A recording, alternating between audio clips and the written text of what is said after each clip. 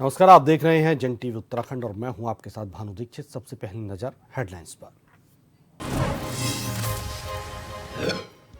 अल्मोड़ा से हुआ खेल महाकुंभ का आगाज। एचएनबी स्टेडियम में कैबिनेट मंत्री रेखा आर्य ने किया शुभारंभ। ग्राम पंचायत से राज्य स्तर तक होगा आयोजन।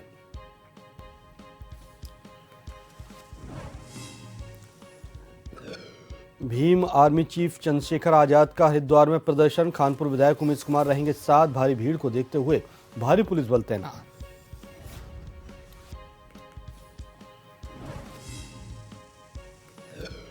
हल्द्वानी नगर निगम की नई पहल। दगड़ू बेड़ी सेना लॉन्च। वसूली की कमान संभालेंगी महिलाएं।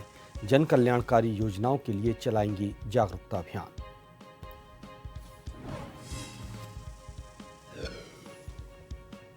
हरिद्वार की कनखल पुलिस को मिली बड़ी सफलता। फरार आरोपी दीपक उर्फ कुर्ती गिरफ्तार। चर्चित अशोक चड्डा हत्याकांड में 5,000 का था इनाम।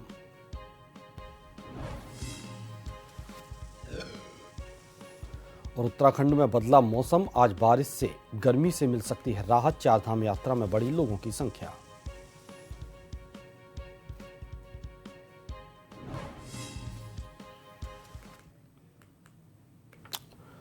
और खबरें विस्तार से। उत्तराखंड में खेल महाकुंभ 2024 की शुरुआत अल्मोड़ा से की गई। खेल मंत्री रेखा आर्य ने हेमवती नंदन बहुगुणा स्थानीय स्टेडियम में मशाल जलाकर खेल महाकुंभ की शुरुआत की। अल्मोड़ा में न्याय पंचायत स्तर की प्रतियोगिताओं से खेल महाकुंभ का आगाज न्याय पंचायत से हुआ है। खत्याड़ी न्याय पंचायत से खेल महाकुंभ में athletics, kabaddi, kho kho, volleyball, football, badminton, judo, boxing, table tennis, taekwondo, karate, basketball, योगासन, हैंडबॉल, मलखंभ, हॉकी और मुर्गा झपट जैसे खेलों में खिलाड़ी अपना जौहर दिखाएंगे। आयोजन ग्राम पंचायत से राज्य स्तर तक होगा। न्याय पंचायत के बाद ब्लॉक, जिला और राज्य स्तर में प्रतियोगिता खेली जाएंगी। समापन 21 जनवरी 2025 को होगा।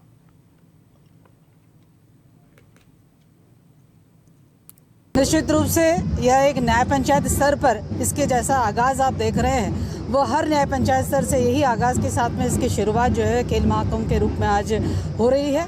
मुझे लगता है कि हमारे गांव के कोने कोने में, यानी कि तोक में भी बसने वाले हमारे ऐसे बच्चे जो खेल की प्रतिभा रखते हों, उन्हें न्याय पंचायत स्तर पर प्रतिभाग करते हुए कल को ब्लॉक स्तर पर, परसों को जो है आपके जिले स्तर पर और फिर राज्य स्तर पर जो है खेल प्रतियोगिताओं में प्रतिभाग करने का सुनहरा अवसर मिलता है। निश्चित रूप से इन अवसरों के माध्यम से हमारे बच्चे खेल के क्षेत्र में बहुत अच्छे तरीके से, मैं कह सकती हूँ कि अपना नाम भी, अपना काम भी और अपना दाम भी, और निश्चित रूप से भविष्य में खेल को खिलाड़ी के रूप में या अपने करियर के रूप में जो है वो उसको आगे ले जा सकते हैं। भीम आर्मी चीफ चंद्रशेखर आजाद और खानपुर विधायक उमेश कुमार का हरिद्वार एसएसपी कार्यालय पर विशाल धरना प्रदर्शन आज किया जाएगा। भारी भीड़ की आशंका को देखते हुए हरिद्वार पुलिस ने बैरिकेडिंग लगाए हैं। चप्पे चप्पे पर पुलिस के जवान तैनात रहेंगे। 2 मामलों को लेकर नगीना सांसद हजारों की भीड़ के साथ रुड़की कोर कॉलेज से हरिद्वार एसएसपी कार्यालय के लिए रवाना होंगे। शांतर शाह की दलित किशोरी की रेप के बाद हत्या मामले के आरोपी भाजपा नेता आदित्य राज सैनी की गिरफ्तारी की मांग है। सोहलपुर गाड़ा निवासी मृतक वसीम उर्फ मोनू की गौ तस्करी के शक में पुलिस पर हत्या के आरोप में मुकदमे की मांग करेंगे।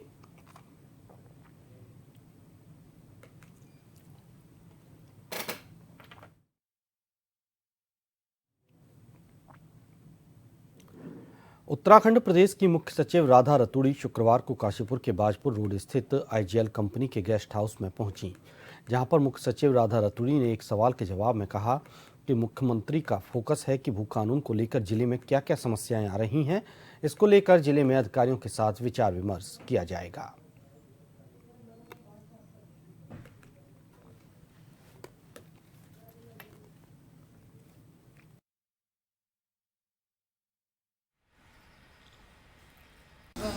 एक्चुअली माननीय मुख्यमंत्री जी का अभी ये फोकस है कि भू कानून पे एक विचार विमर्श सभी जगह हो। तो अभी जिस समय हमारा दौरा होने वाला था, उन्होंने कहा कि आप जहाँ भी ज़िले में जा रहे हैं वहाँ पे भू कानून के बारे में थोड़ा फीडबैक ले लीजिए, क्या क्या समस्याएं आ रही हैं ज़मीन से संबंधित। प्रदेश में ऐसा भू कानून बने जिससे सबको उनका अधिकार मिले, किसी को भी अनाधिकार तरीके से किसी को कोई बेदखल ना करे, जिसकी ज़मीन है, जिसका अधिकार है, वो उसको मिलना चाहिए। तो इस तरह का भू कानून बनाने का प्रयास राज्य सरकार कर रही है। हल्द्वानी में नगर निगम द्वारा नई पहल करते हुए नगर निगम में शामिल नए वार्डों के तहत बाजारी शुल्क वसूलने के लिए दगड़ू बेड़ी सेना लॉन्च की है। नगर निगम के मुख्य नगर आयुक्त ने बताया कि दगड़ू बेड़ी सेना शुल्क वसूलने के अलावा जन जागरूकता अभियान भी चलाएगी, जो नए वार्ड में केंद्र और राज्य सरकार के विभिन्न जन कल्याणकारी योजनाओं के लाभ दिए जाने के लिए पात्रों की तलाश करेगी और योजनाओं का प्रचार प्रसार भी करेगी। इसके अलावा क्षेत्र में असामाजिक गतिविधियों पर भी नजर रखेगी। आज जो नगर निगम हल्द्वानी काठगोदाम में नया क्षेत्र 2018 के बाद ऐड हुआ था, उसमें तय बाजारी वसूलने के लिए दगड़ू बेड़ी सेना का गठन किया है। उनको आईडी कार्ड और उनको कार्य समझाया गया, आईडी कार्ड भी वितरित किए गए हैं। इस सेना के माध्यम से हम नए क्षेत्रों में तय बाजारी भी वसूलेंगे और महिला सशक्तिकरण की ओर भी एक कदम होगा, उनको भी वसूले हुए तय बाजारी में अपना शेयर मिलेगा। तो कहीं ना कहीं ये सभी के लिए अच्छी बात है। It's a win win situation for Nigam and Dagdu बेड़ी सेना ऑल्सो। तो ये एक नया इनिशिएटिव है और हमें उम्मीद है कि बेड़ी सेना की तर्ज पर ये भी सफलता की नई ऊंचाइयों को पकड़ेगा। पिथौरागढ़ जिलाधिकारी विनोद गोस्वामी की अध्यक्षता में जिला स्वच्छ भारत मिशन ग्रामीण की समीक्षा बैठक कैंप कार्यालय में आयोजित हुई। बैठक में जिलाधिकारी ने लक्ष्य के सापेक्ष प्रगति संतोषजनक न होने पर कड़ी नाराजगी व्यक्त करते हुए कहा कि स्वच्छ भारत मिशन के अंतर्गत सभी कार्य समय से पूर्ण कराए जाएं। कार्यों में गुणवत्ता एवं मानक का अवश्य ध्यान देने, कार्यों में वित्तीय व्यय के सापेक्ष भौतिक प्रगति अनिवार्यत होने के निर्देश दिए।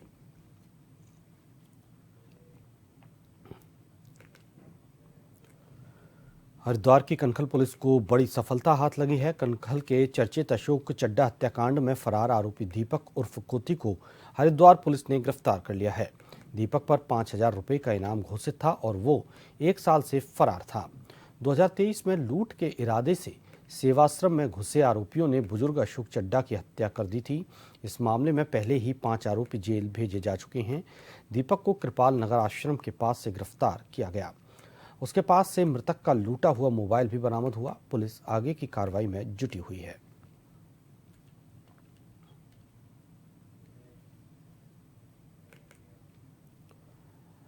हरिद्वार जिलाधिकारी कामेंद्र सिंह के निर्देश पर सभी उप जिलाधिकारियों ने अपने अपने क्षेत्रों की 2-2 विदेशी शराब की दुकानों का औचक निरीक्षण किया।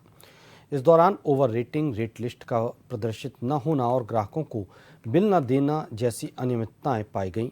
बड़ी संख्या में मिली इन खामियों को देखते हुए डीएम ने सख्त कार्रवाई के निर्देश दिए। हाल ही में डीएम को शराब के ठेकों पर अनियमितताओं की शिकायतें मिली थीं, जिसके बाद उन्होंने तत्काल छापेमारी करते हुए आदेश जारी किए थे। पिछले दिनों भी ठेकों पर छापेमारी के बाद सुधार के निर्देश दिए गए थे, लेकिन कोई विशेष सुधार नहीं दिखा। इसे देखते हुए डीएम ने सभी उप जिलाधिकारियों को अपने अपने क्षेत्रों में 2 दुकानों पर छापेमारी कर सख्त कार्रवाई करने के निर्देश दिए हैं।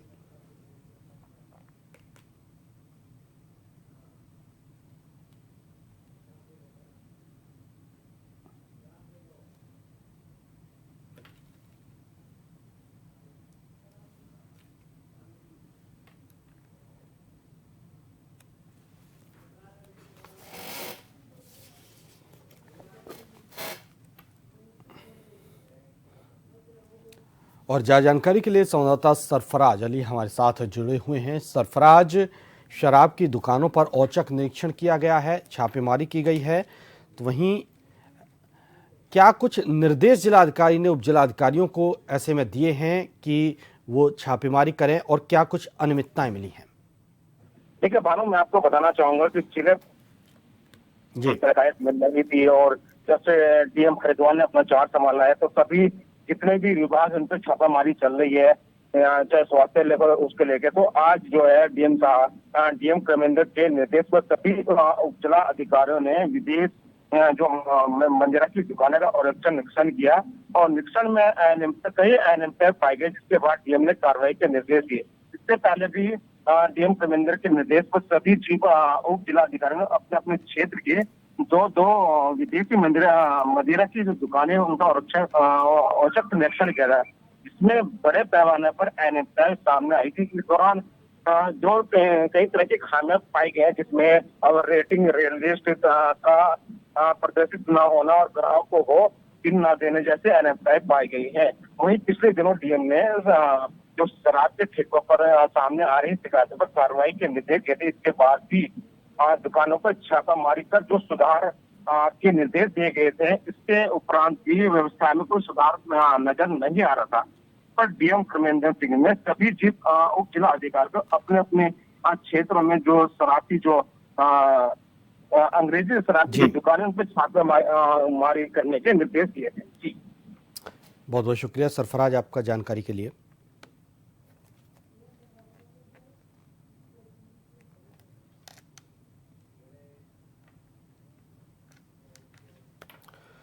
हरिद्वार जिले में कानून व्यवस्था सुधारने के लिए पुलिस में बड़ा फेरबदल हुआ है। पुलिस कप्तान ने 12 चौकी प्रभारियों समेत 19 दरोगाओं के कार्यक्षेत्र में फेरबदल किया है।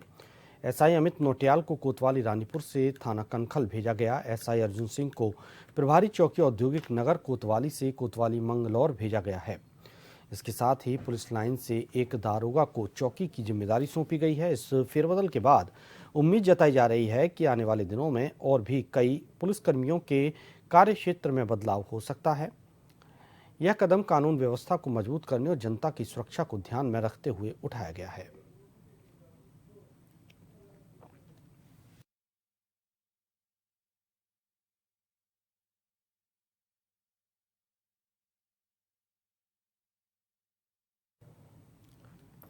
हेमवती नंदन बहुगुणा पीजी महाविद्यालय खटीमा में ड्रेस कोड को लेकर विद्यालय प्रशासन और कुछ छात्र नेता आमने सामने आ गए हैं। दरअसल पीजी महाविद्यालय खटीमा में विद्यालय प्रशासन द्वारा यूनिफॉर्म लागू की गई, जिसको लेकर कुछ छात्रों ने इसका विरोध किया है। वहीं इस पर महाविद्यालय प्रशासन के प्राचार्य डॉक्टर गुरिंदर सिंह का कहना है कि शासनादेश के अनुसार महाविद्यालय में ड्रेस कोड लागू किया गया है, जिसमें 95% छात्र ड्रेस कोड में आ रहे हैं। कुछ छात्र ड्रेस कोड में नहीं आए, जिसको लेकर ये विवाद हुआ। तो वहीं विद्यालय प्रशासन विद्यालय में ड्रेस कोड पूर्णतः लागू करना चाहता है, जिससे कि बाहरी असामाजिक तत्व विद्यालय में एंट्री न कर सकें।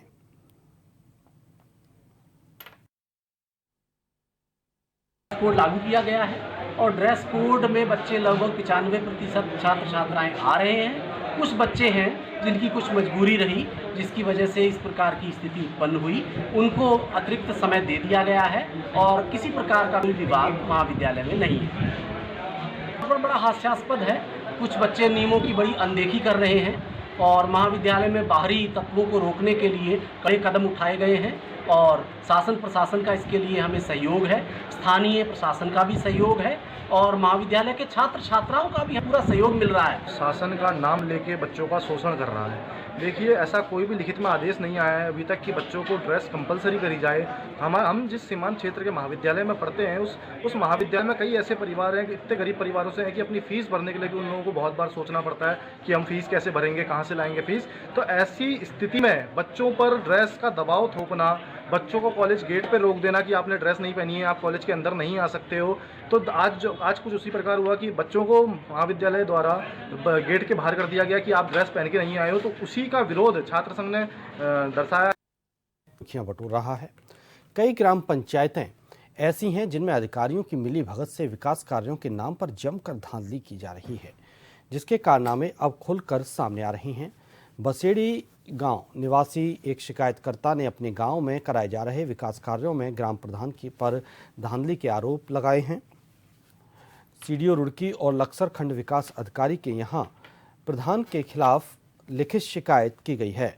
विकास खंड की टीम बसेड़ी गांव में जांच करने पहुंची तो एक बड़ा भ्रष्टाचार सामने आया, जहां गांव में मौके पर कोई काम होता नहीं पाया गया, जबकि ग्राम प्रधान ने गांव में लगातार कई महीनों से काम दर्शाकर सरकारी पैसों को ठिकाने लगाने का काम किया। गांव में कुछ सड़कें तो ऐसी पाई गईं जो पहले ही बना दी गईं, जिनके मेट्रोल अब जारी हो रहे हैं, जिस पर खंड विकास अधिकारी ने कार्रवाई की बात कही। आज सुबह 11 बजे गया था। आज इनकी जो शिकायत थी, मैं वहां पर गया देखने, लगभग 30 योजनाओं को मैंने देखा और 30 में से सीसी रोड कुछ छोड़ के बाकी सब गलत पाई गई, क्योंकि उनके मस्टोल अब जारी हो रहे हैं। वो पूर्व में उनके द्वारा बना दी गई थी, वो गलत है, अवैध है, उनकी वसूली की जाएगी और दंडात्मक कार्रवाई की जाएगी। आरोप है कि उसके भाई कमरुद्दीन द्वारा ग्राम प्रधान कार्य किया जा रहा है। फकरुद्दीन वहां पे ग्राम प्रधान है बलोग में। अभी का मैंने उसको देखा नहीं कभी, तो फिलहाल तो वही आ रहे हैं कमरुद्दीन जी। क्या होनी चाहिए इसके बारे में जिला पंचायत राज अधिकारी को ज्ञापन दिया जाए। जोशीमठ नगर पालिका के अंतर्गत आने वाला पैंका गांव आज भी विकास से कोसों दूर है। बता दें कि पैंका गांव कहने को नगर पालिका के अंतर्गत आता है, लेकिन दुर्भाग्य की बात तो ये है कि पैंका गांव तक जाने के लिए वाहनों से नहीं बल्कि कई किलोमीटर खड़ी चढ़ाई पार करनी होती है। गांव तक आने के लिए सड़क तो छोड़िए, पैदल आवाजाही वाला रास्ता भी सही तरीके से नहीं बनाया गया है, जिस कारण ग्रामीणों को काफ़ी दिक्कतों का सामना हर दिन उठाना पड़ता है।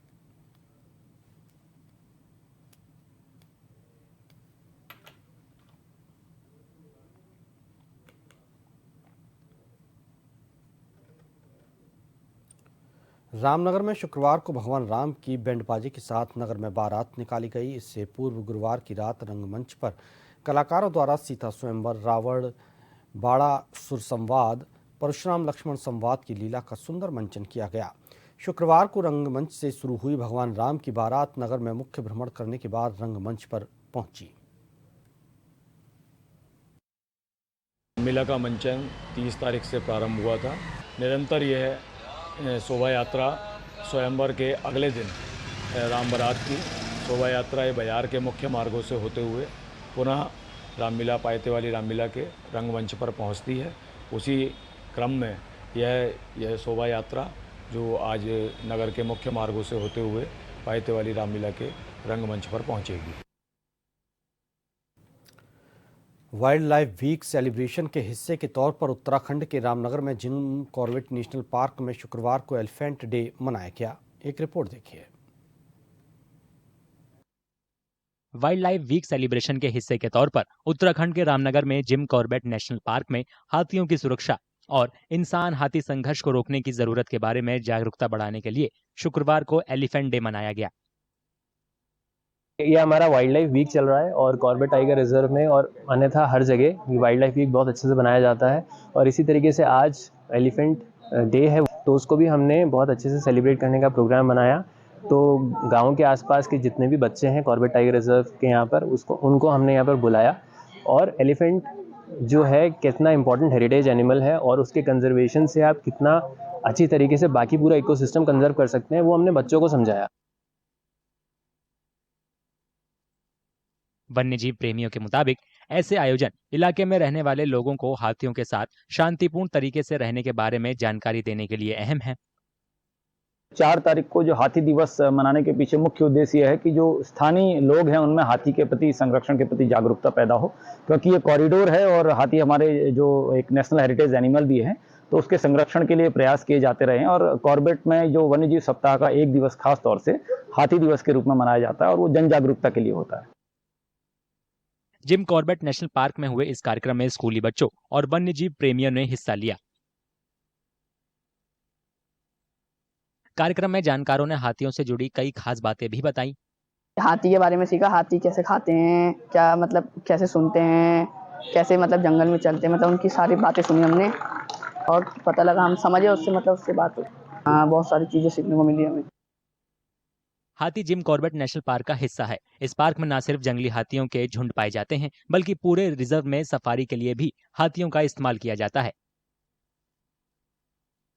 पार्क में वाइल्ड लाइफ वीक 7 अक्टूबर को खत्म होगा।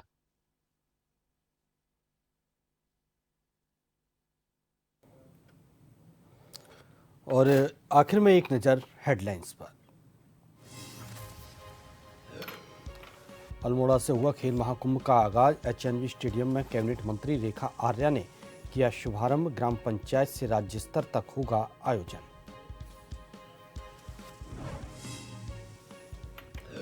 भीम आर्मी चीफ चंद्रशेखर आजाद का हरिद्वार में प्रदर्शन। खानपुर विधायक उमेश कुमार रहेंगे साथ। भारी भीड़ को देखते हुए भारी पुलिस बल तैनात।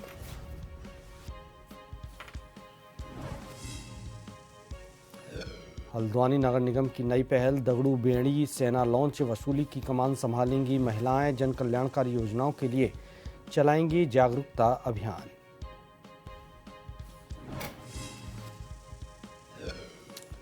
हरिद्वार की कनखल पुलिस को मिली बड़ी सफलता। फरार आरोपी दीपक उर्फ कोती गिरफ्तार। चर्चित अशोक चड्डा हत्याकांड में 5,000 का था इनामी।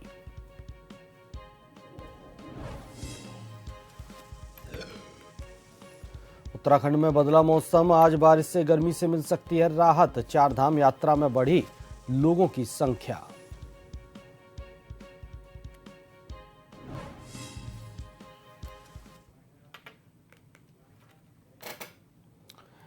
इसी के साथ इस बुलेटिन में फिलहाल इतना ही। नमस्कार।